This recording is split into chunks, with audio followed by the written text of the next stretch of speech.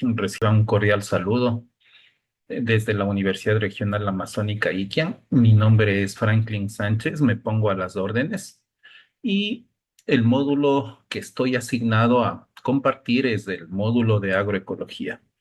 Entonces, la dinámica viene a constituirse la misma que todos los docentes han desarrollado, ¿sí?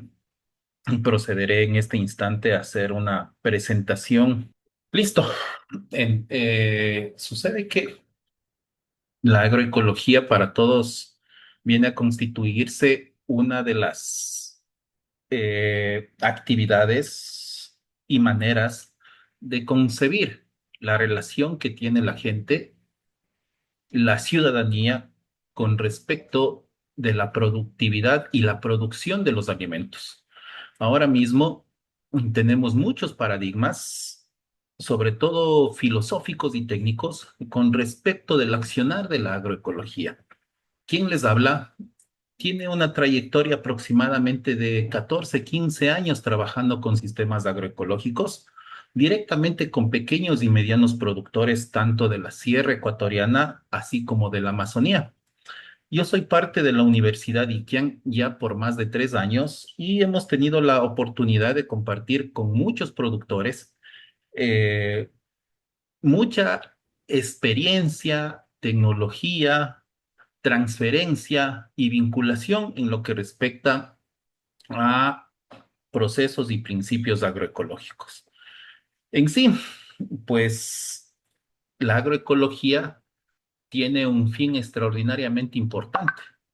Durante el desarrollo de este módulo, nosotros estaremos en capacidad de comprender estos principios, de determinar cuáles son los diseños óptimos e idóneos para los sistemas agroecológicos. Veremos el manejo sostenible del suelo para la aplicación correcta de la agroecología, así como el manejo nutricional de los sistemas productivos agroecológicos. Una parte primordial es el manejo agroecológico de plagas en la Amazonía y finalizaremos con el uso y gestión eficiente del agua. Todos estos temas nosotros los lograremos cubrir a lo largo de la ejecución del módulo. Sin duda alguna, en lo que respecta hoy día, nosotros cubriremos una agenda que nos permitirá comprender el contexto de la agroecología y debatir dos conceptos importantísimos sobre este tema que conlleva muchos criterios técnicos, muchos criterios científicos y muchos criterios eh, productivos con respecto de la sustentabilidad y la sostenibilidad. Hablaremos un poco de las dimensiones del desarrollo y una de las palabras y los conceptos más extraordinarios en agroecología, que es la resiliencia. En ese aspecto, pues avancemos, ¿no? Vamos a dar un poco de contexto. ¿Qué sucede, estimados compañeros, que en la provincia del Napo y en la provincia de Pastaza se encuentran tasas con respecto a la desnutrición infantil que están en el 27,7 para la provincia del Napo y en el 29,3 a la provincia de Pastaza? Estos datos son prácticamente muy alarmantes. Eso quiere decir que aproximadamente casi 30 niños de cada 100 están desnutridos. ¿Y qué significa y qué conlleva la desnutrición? Eso quiere decir que no tienen acceso a comida, a alimentos, a nutrientes que les permita desenvolverse, desarrollarse y mantener una salud acorde a estándares de calidad correctos, ¿sí? Y todos sabemos qué es lo que pasa. ¿Por qué se mide la desnutrición infantil? Porque nos da la dimensión, ¿sí? De cómo está estructurada nuestra sociedad con respecto del acceso a los alimentos y la determinación de la pobreza. Entonces, si hay 30 de cada 100 niños que no tienen acceso a los alimentos y pasan hambre, eso quiere decir que tenemos muchos niños en estado de salud no óptima. Esto también quiere decir que tenemos muchos niños en estado de aprendizaje no óptimos. Eso quiere decir que tenemos niños en estado de diversión, de esparcimiento no óptimos, que no están al 100% para cumplir todas las actividades que hace un niño. ¿Y qué sucede? Si un niño no se alimenta bien, es un niño que es muy susceptible a muchas enfermedades, es un niño que no tiene todas las capacidades para aprender en la escuela, es un niño que no tiene todas las oportunidades de esparcimiento, diversión, entonces se crea un ciudadano problema, probablemente que derive en en una persona de enfermedad catastrófica, en una persona que no cumpla ciertos requerimientos y probablemente las oportunidades y el nivel de desarrollo sea muy, muy bajo.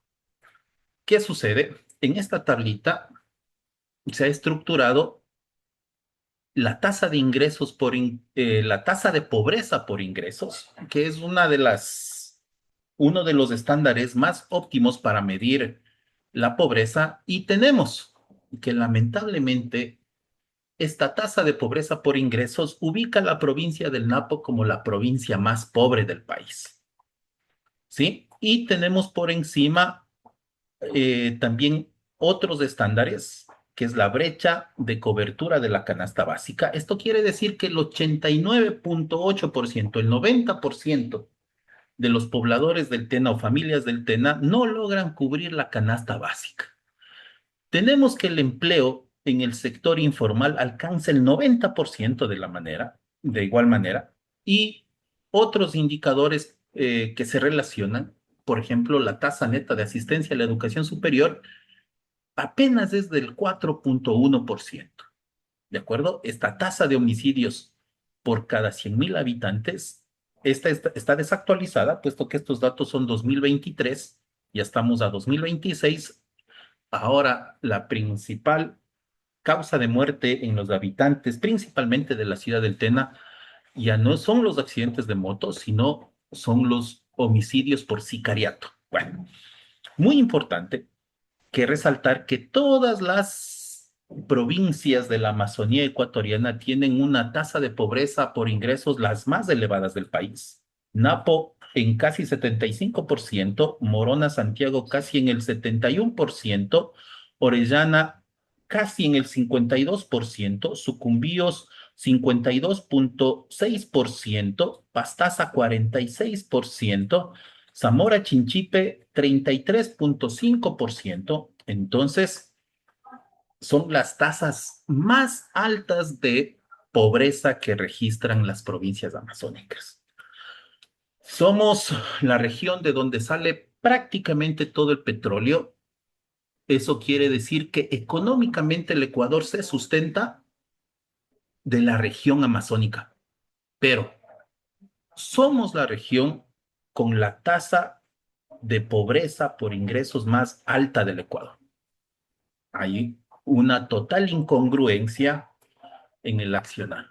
Ahora, basándonos y entrando en el tema agroecológico, tenemos que decir que desde el punto de vista productivo, todos los mercados, sean estos locales, sean regionales, ¿sí? Mercados mayoristas, prácticamente son abastecidos por el 80% de pequeños y medianos productores. Si nosotros vamos a cualquier mercado de nuestra localidad, aquí en el Tena, en Archidona, en el Puyo, ¿sí? En donde semana a semana nos abastecemos de los productos, de la comida, de de las hortalizas, de las frutas y otros, tenga en cuenta que hasta el 80% de todos esos productos es gracias al trabajo de pequeños y medianos agricultores. Agroecológicamente, el productor pequeño y mediano se vuelve indispensable en el suministro de alimentos. ¿De acuerdo? Ese es un tema fundamental que hay que trabajar. Ahora, ¿qué hace la agroecología? La agroecología desarrolla estrategias, desarrolla técnicas, desarrolla procedimientos para producir alimentos de la más alta calidad, ¿sí? Y que garanticen la nutrición, ¿de acuerdo? Respeta el ambiente, respeta el ecosistema, respeta el entorno, ¿sí? Para conservarlo, para fortalecerlo. Sin duda alguna, poniendo en énfasis en dos conceptos muy importantes, la sustentabilidad y la sostenibilidad. La Universidad Regional Amazónica Iquián tiene por lema que es la universidad sostenible, ¿sí? O la universidad de la sostenibilidad. ¿Qué es lo uno, qué es lo otro? Una cosa importante, no son sinónimos, pero son dos conceptos que trabajan de manera relacionada, de manera conjunta y que trabajan en equipo. La sustentabilidad hace referencia principalmente al impacto ambiental, ¿sí? Y el impacto ambiental está medido por ciertos indicadores que para nosotros que hemos estado involucrados en estos temas, los vamos a escuchar principalmente como una huella, y es la famosa huella de carbono. En estos garabatos que yo intento hacer en la pantalla, es la huella de una bota, ¿sí? Y cualquier actividad humana que se desarrolle deja un impacto ambiental o deja una huella. Esta es la famosa huella de carbono. Y eso es lo que emite y eso es lo que valora la sustentabilidad, el impacto ambiental. Si esa actividad humana, si esa actividad humana tiene el más mínimo impacto, tendrá mayor sustentabilidad. Y la sostenibilidad, y la sostenibilidad, personalmente yo la enfoco desde el tema económico-financiero. Cualquier actividad humana, entiéndase bien y compréndase esto con con mucho tino, con mucha responsabilidad, con mucho criterio. Cualquier actividad humana de carácter productivo tiene que garantizar una rentabilidad que cumpla las expectativas del productor. Si esa actividad productiva no cumple una rentabilidad, esa actividad no sirve para nada y es descartada.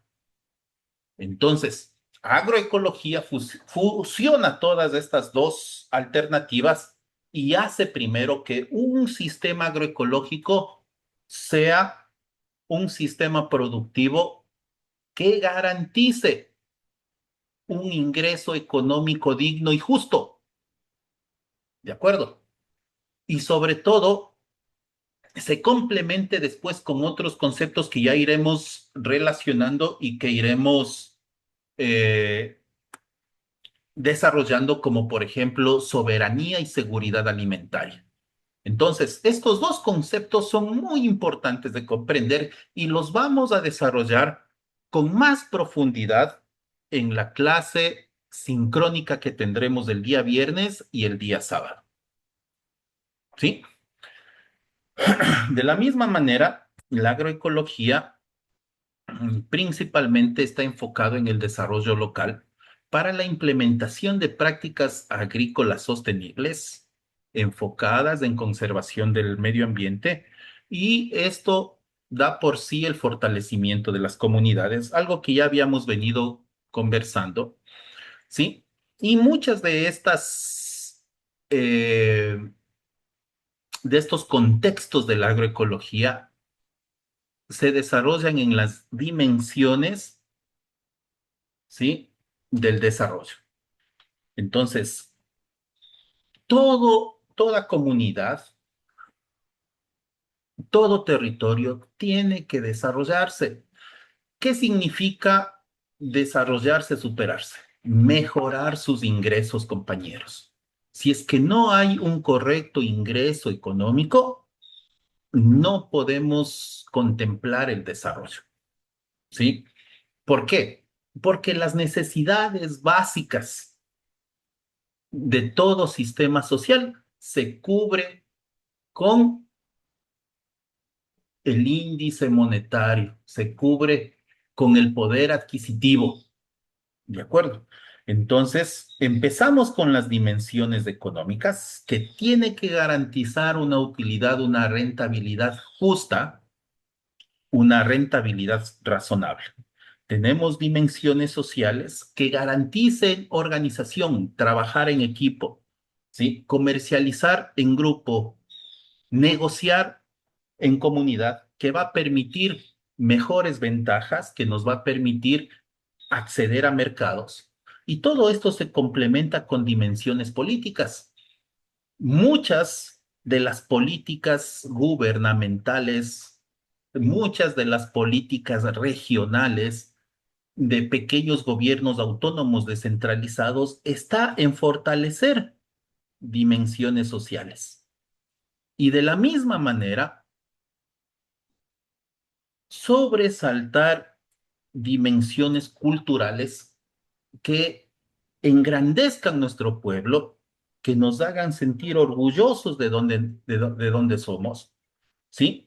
Y sin perder nuestras dimensiones ambientales. Somos y pertenecemos a la región más biodiversa del mundo, que tiene que conservarse, sí, que tiene que seguir garantizando la emisión de oxígeno, sí, pero no tiene que seguir siendo cuna de las comunidades más pobres del Ecuador.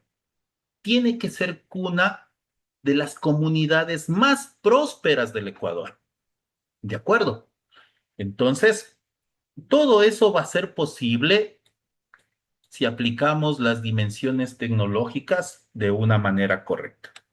Iremos desarrollando ciertos conceptos a lo largo del desarrollo del módulo para ir profundizando. Cualquier duda, cualquier inquietud, comentario, debate que queramos implementar, ¿sí? Para el día sábado y el día viernes en la clase sincrónica. Entonces, mire, nosotros tenemos los siguientes conceptos que están alrededor de la agroecología, ¿sí? Entonces, agricultura sostenible implementa muchos modelos, prácticas para garantizar una productividad óptima. Hay retos de la agroecología que son irrenunciables. Primero, la agroecología tiene que ser productiva, tiene que ser muy productiva, que tiene que garantizar una amplia productividad, una amplia biodiversidad. Sí, eliminamos todo tipo de monocultivo y producimos en asociatividad, producimos eh, en sistemas mucho más complejos y diversificados. Hacemos un manejo integrado de los recursos naturales, principalmente agua, principalmente suelo, genética vegetal, como gran fuente de trabajo tenemos el fortalecimiento de las comunidades. Agroecológicamente tenemos que trabajar de manera, tenemos que trabajar de manera comunitaria, tenemos que trabajar de manera organizada. Los pequeños, si trabajamos de manera individual, no vamos a conseguir nada. Nos unimos, nos organizamos y de manera organizada protestamos, requerimos, pedimos, ¿sí? Y nos hacemos más fuertes. Innovación y adaptación, sin duda alguna, la agroecología es una de las fuentes más grandes de innovación y ya vamos a ver unos ejemplos, pero ¿qué significa innovar? Significa hacer el proceso de una manera más eficiente y a un menor costo.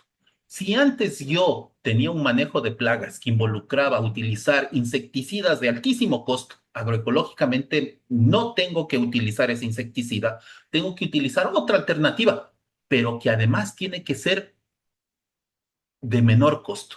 Y la agroecología lo consigue. Tenemos que conseguir una comercialización justa, necesitamos precios razonables. Todo esto también viene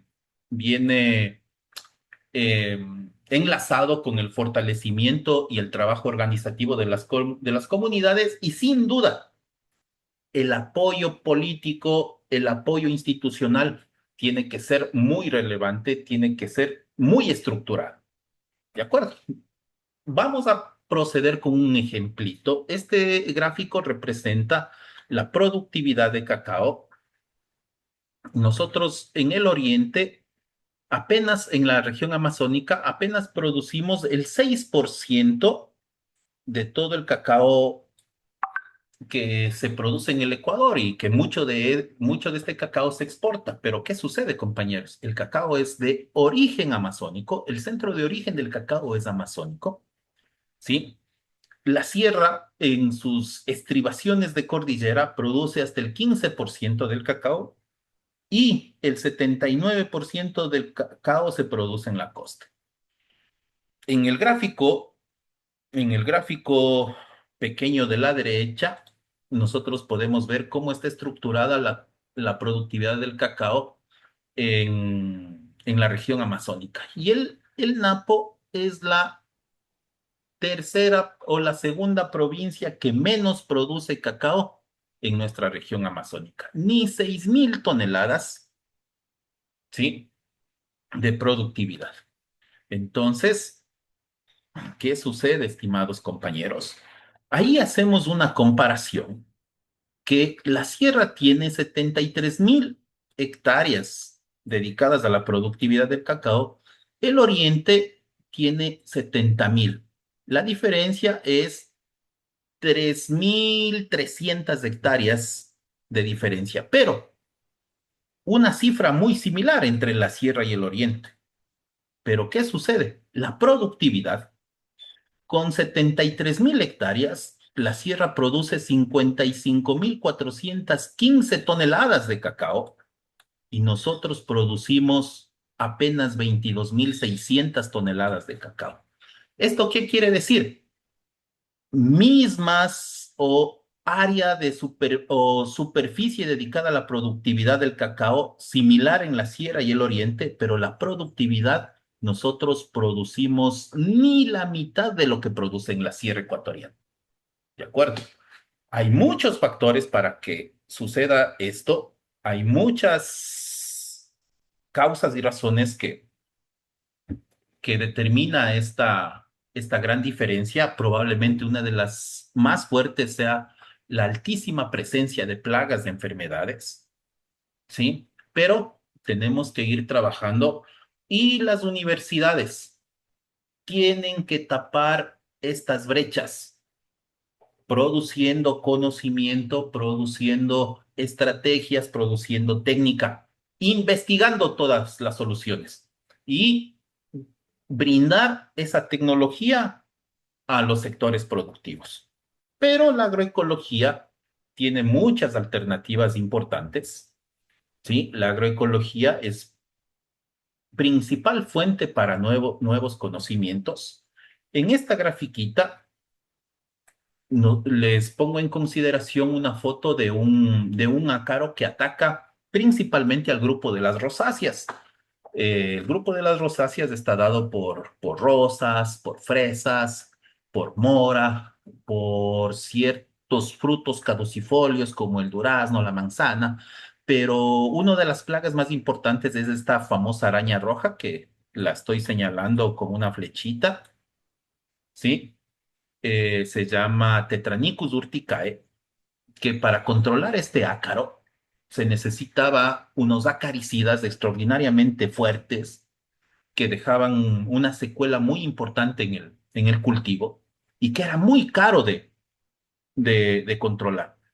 Alguien descubrió la alternativa con un ácaro depredador, ¿sí? Este ácaro se llama Niacelius californicus y es un depredador de araña roja, Tetranicus urticae, y que prácticamente controla de una manera extraordinaria la presencia de este ácaro, ¿sí? A un costo bajísimo.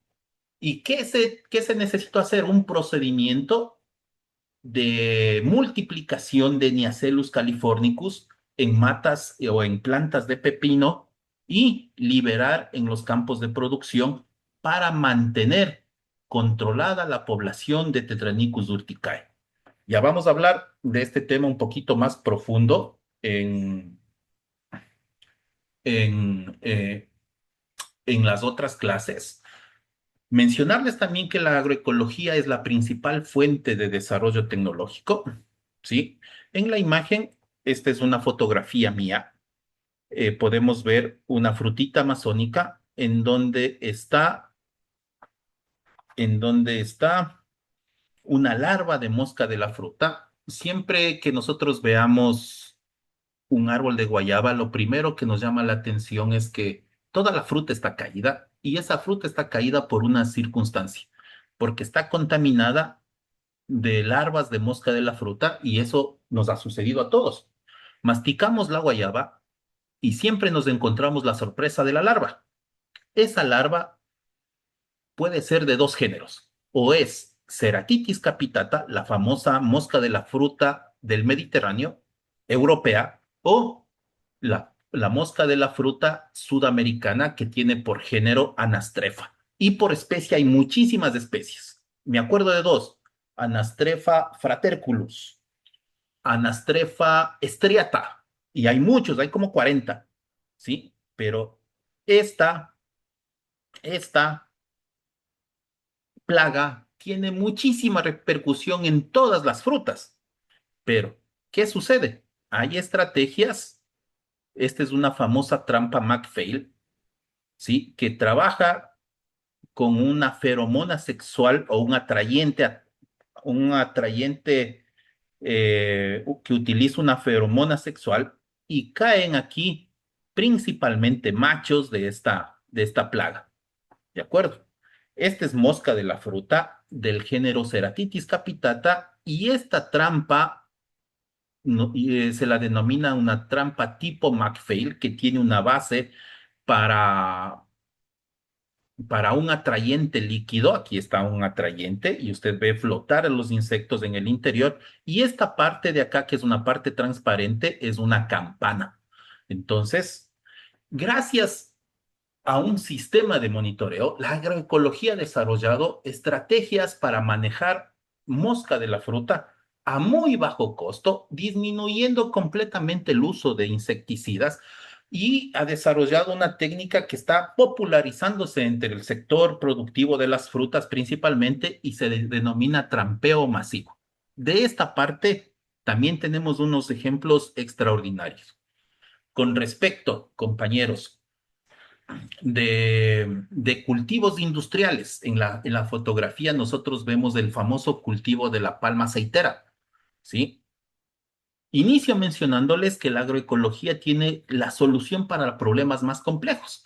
¿Y qué sucede con la palma aceitera? Está atravesando una grave crisis, ¿sí? Una grave crisis por la presencia de un patógeno que se denomina Phytophthora palmívora, que es el causante del famoso PC de la palma aceitera. PC es pudrición del cogollo, ¿sí? La provincia de Esmeraldas era la máxima productora de palma aceitera del país y muchas de las fincas productoras de palma de aceite se están pasando a una provincia amazónica, a Sucumbíos, ¿de acuerdo?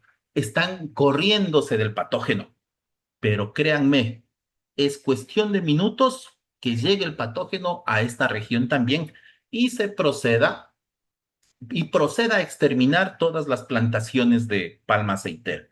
¿Qué sucede? Agroecología tiene muchas alternativas para manejar este patógeno, ¿sí? Ya les voy a explicar por qué. Eh, Porque este es un patógeno de suelo que está en las raíces y las palmas generan raíces muy profundas que ningún fungicida, ningún insecticida, ningún plaguicida va a poder alcanzar, pero sí microorganismos benéficos, microorganismos de control biológico, como por ejemplo Bacillus subtilis, ¿sí? Para controlar estas plagas tan fuertes, tan severas, tan incontrolables, ¿sí? Esta siguiente foto pertenece a un colega mío que está haciendo un trabajo extraordinario en la Universidad de Wageningen en los Países Bajos, ¿sí? Y estas fotografías las tomó él. Estas son las hifas, estos cordoncitos que cruzan estas células, son unas células, unas fotografías del tejido radicular de las plantas de banano, en donde estas son las hifas del hongo Fusarium oxysporum RT4, que viene a constituirse la plaga letal de todas las musáceas. Las musáceas son todos los plátanos, son todos los bananos, los barraganetes, los doritos, los verdes, los maduros, los otaetes, ¿sí? Todos, todos los plátanos, ¿de acuerdo? Las empresas exportadoras de plátanos podrán implementar todos los sistemas de bioseguridad que quieran. Tienen los recursos para hacerlo, pero muchos plátanos, muchos guineos, muchos verdes, muchos tipos de musáceas son fuente primordial de la seguridad alimentaria. Y si llega RT4 a nuestro sector, será una amenaza extraordinariamente fuerte. ¿La podemos controlar? ¿O por qué se generó? Porque no hay pesticida que lo pueda controlar, pero tendremos que desarrollar una estrategia agroecológica utilizando un biocontrol o alguna otra alternativa. Pero se han hecho pruebas preliminares utilizando un entomopato, perdón, una bacteria de control biológico y está funcionando. ¿De acuerdo? No nos permiten hacer trabajos con Fusarium RT4 por la peligrosidad de esta bacteria, ¿sí? Pero tengo entendido que ya está presente aquí en el Ecuador. Así que tendremos que ya tomar el toro por los cuernos. Mire, este es un gráfico que trajo mucha controversia. Es un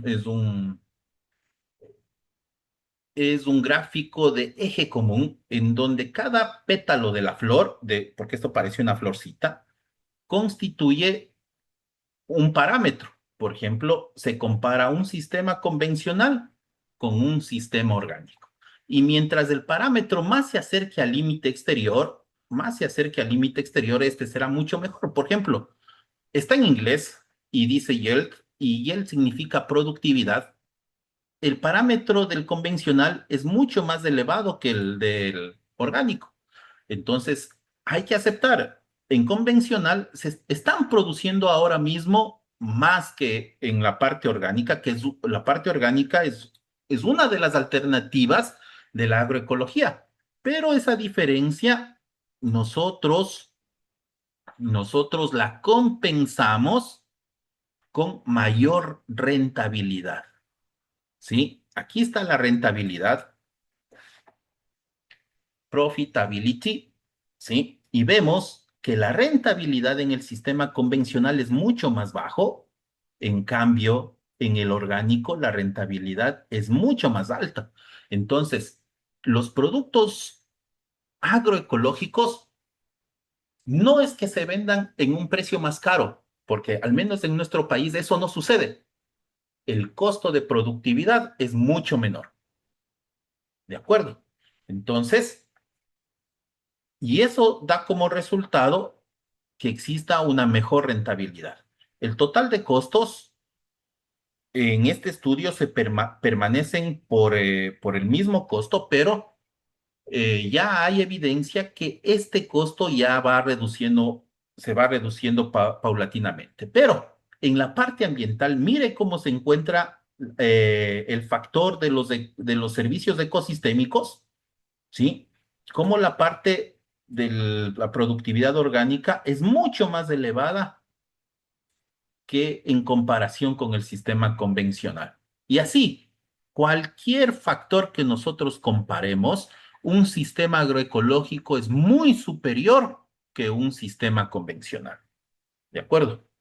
Entonces, también es necesario resaltar que la agroecología es fuente de inspiración, ¿sí? Y eso nosotros nos vamos a referir principalmente a la resiliencia. La resiliencia es la capacidad de superarse o de o de recomponerse a eventos catastróficos o a temporadas de crisis. En la fotografía nosotros vemos una polilla, comúnmente se la conoce como polilla guatemalteca, y tiene por nombre científico Tessia solanívora, que atacó mucho los cultivos de papa. Pero ¿qué sucede? Gracias a la resiliencia de ciertos pequeños productores que supieron controlar, utilizar, trampear, establecer técnicas agroecológicas, diversificar, prácticamente se ha superado esta gran amenaza, ¿sí? Entonces, hay muchos ejemplos de resiliencia en nuestro medio. Y tenemos que cumplir con los parámetros de seguridad alimentaria, que significa tener acceso, que significa eh, poder adquirir productos y alimentos de calidad. Ahora mismo, la chacra amazónica no garantiza seguridad alimentaria. ¿Por qué? Porque las tasas de desnutrición, al menos en Napo y en Pastaza, son extraordinariamente altas, entre el 27 y 29% entre las dos provincias. ¿Eso qué quiere decir? Que necesitamos fortalecer nuestras chacras, nuestros sistemas productivos, y fortaleciéndolas, necesitamos consolidar el concepto de seguridad alimentaria. ¿Qué es seguridad alimentaria? Tener acceso a alimentos de máxima calidad. ¿De acuerdo? Entonces, hasta aquí, por favor, esta clase introductoria. Preguntas, dudas, inquietudes, debate el día viernes y el día sábado en nuestras clases sincrónicas. Les agradezco su atención, su consideración, su tiempo. Estoy para servirles. Muchas gracias. Me despido.